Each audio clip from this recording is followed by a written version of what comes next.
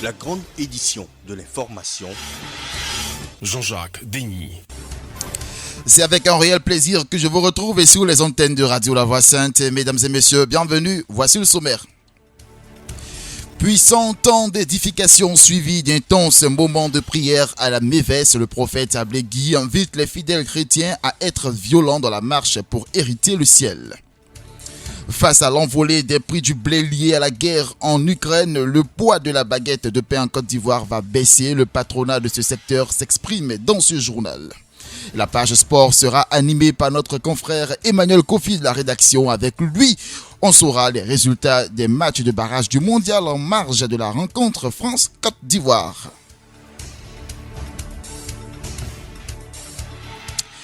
Ils ont été exhortés à rester des fidèles chauds bouillants afin d'accomplir la volonté de Dieu le vendredi 25 mars dernier lors de la mini-veillée de la mission évangélique La Voix Sainte Mévès. Le prophète Ablégui, l'orateur principal de cette nuit de prière, leader mondial de la Mévès et président de l'ordre de l'église de Côte d'Ivoire Odessi, a invité les chrétiens à refuser la malédiction sur leur vie.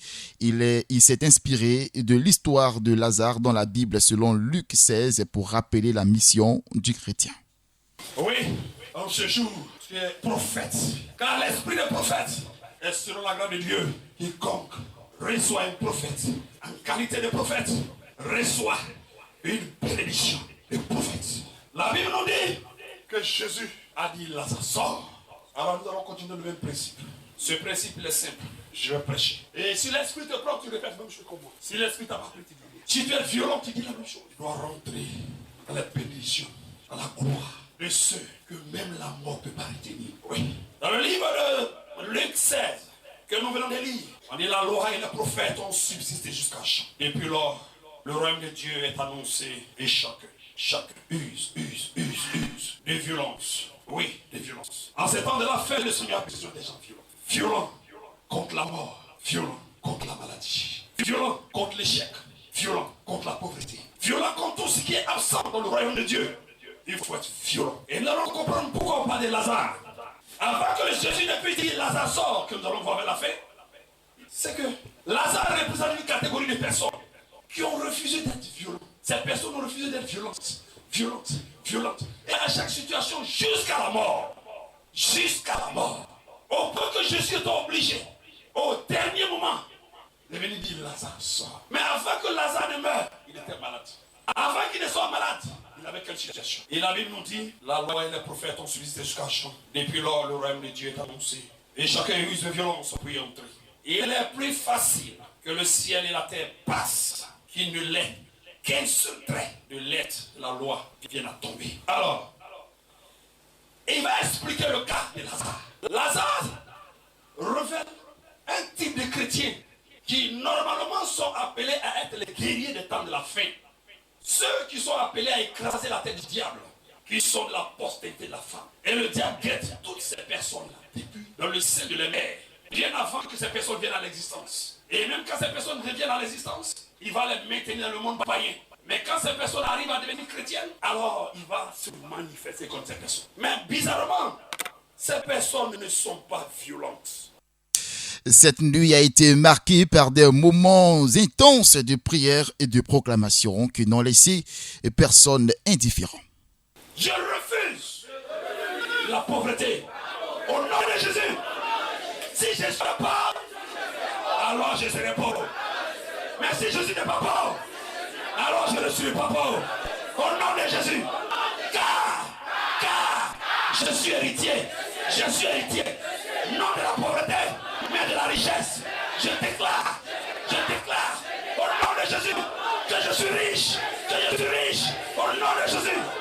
Véritable moment de prière qu'ont bénéficié les fidèles chrétiens de la mission évangélique La Voix Sainte et tout le peuple présent à cette mini-veillée de prière le vendredi 25 mars 2022.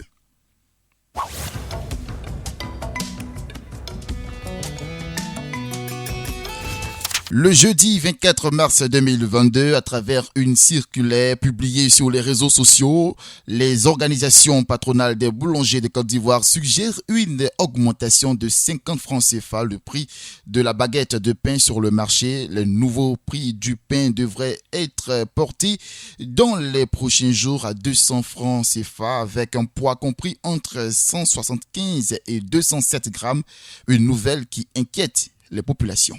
En tout cas, la population, moi de mon côté, ça sera difficile. Je pense que ça sera pareil pour les autres aussi. Donc, sincèrement, si le gouvernement peut voir ce problème-là, diminuer un peu le pain, faites-nous faveur. Si le pain vient à 200, ça ne sera pas dessous bon. Franchement, nous, on voulait que non, ça n'a qu'à rester 650 là. La vie est trop dure actuellement. On n'a pas le choix, on est obligé de faire avec. Mais on vous demande beaucoup pardon de laisser ça 650 là. Franchement, ça nous fait plaisir du tout. Interrogé, le président du haut patronat des boulangeries et pâtisseries de Côte d'Ivoire évoque la situation en Ukraine qui ne favorise pas l'accès à la matière première servant à produire le pain. Depuis belle lurette, nous sommes en négociation avec le gouvernement en vue de la révalorisation du prix de l'un de nos produits phares, à savoir la baguette de pain. C'est vrai que ça dure, ça urge, les boulangers souffrent, ça crie de partout, ça nous interpelle, ça ferme les boulangeries. Il y a beaucoup de nos collègues malheureusement aujourd'hui qui sont obligés de vendre leur boulangerie. Donc face à cette situation, nous avons jugé opportun, n'est-ce pas, de porter à leur connaissance, n'est-ce pas, le fruit de nos discussions avec le gouvernement. À l'instant, on écoutait le président du haut patronat des boulangeries et pâtisseries de Côte d'Ivoire, M. Amadou Koulibaly. Le ministère avec qui les discussions auraient été menées pour aboutir à un tel résultat de prix devrait communiquer, sauf changement, des nouveaux tarifs proposés par le patronat des boulangers et pâtissiers de Côte d'Ivoire. Là, en tant que syndicat, nous allons revendiquer par les moyens légaux.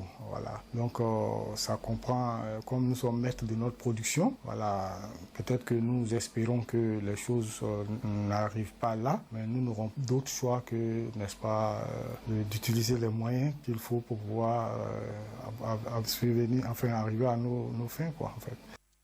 En fin de compte, est-ce qu'il faut comprendre les baguettes de pain au poids de 142 grammes à 174 grammes vendues à 150 francs CFA dans les boulangeries et autres points de commerce pourraient connaître une hausse selon les informations délivrées par le patronat du secteur.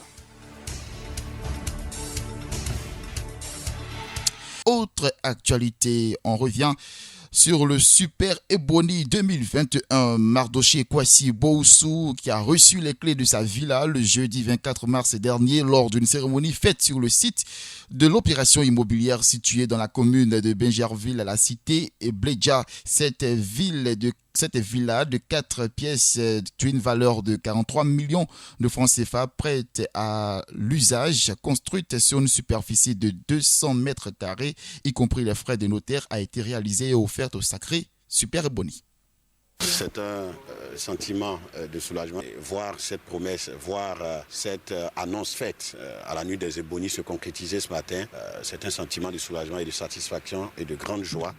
Car avoir une maison, c'est quelque chose d'important qui permet aux travailleurs, qui permet à l'homme d'être stable, d'être tranquille et de donner le meilleur de lui-même. Kwasi Boussou a été sacré Super Ebony le 18 décembre 2021 à Yamoussoukro lors de la nuit de la communication. Le prix Ebony récompense les meilleurs journalistes de la presse écrite et audiovisuelle à la suite d'au moins 9 de leurs productions publiées et ou diffusées tout au long de l'année en cours.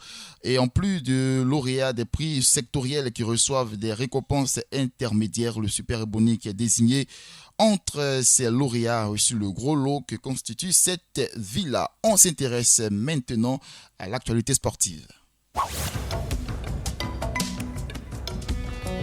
La page sportive sera largement dominée par les résultats des matchs de barrage de la Coupe du Monde Qatar 2022 Zone Afrique. Mais avant, les résultats de Côte d'Ivoire, des éléphants de Côte d'Ivoire qui ont été battus face à la France lors du match amical le vendredi dernier. Emmanuel est avec nous. Bonjour Emmanuel. Bonjour Gigi, bonjour à tous les auditeurs de Radio La Voix Sainte. Alors, on ouvre avec les résultats du match amical à la rencontre du vendredi dernier, les éléphants se sont inclinés face à la France. Oui, comme vous le disiez, les éléphants de Côte d'Ivoire ont été battus par la France le vendredi dernier sur un score de 2-1. Nicolas Pepe a ouvert le score à la 19e minute, 3 minutes après Olivier Giroud égalise de la tête sur un centre de Théo Hernandez. Les hommes de Patrice Baumel vont concéder le deuxième but dans le temps additionnel, but marqué par Aurélien Tchouameni, son premier avec les Bleus pour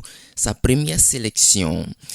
Mais il faut noter que les éléphants auront l'occasion de se rattraper ce mardi 29 mars 2022 face à l'Angleterre pour le compte de leur deuxième match amical à Wembley à partir de 18h45 minutes.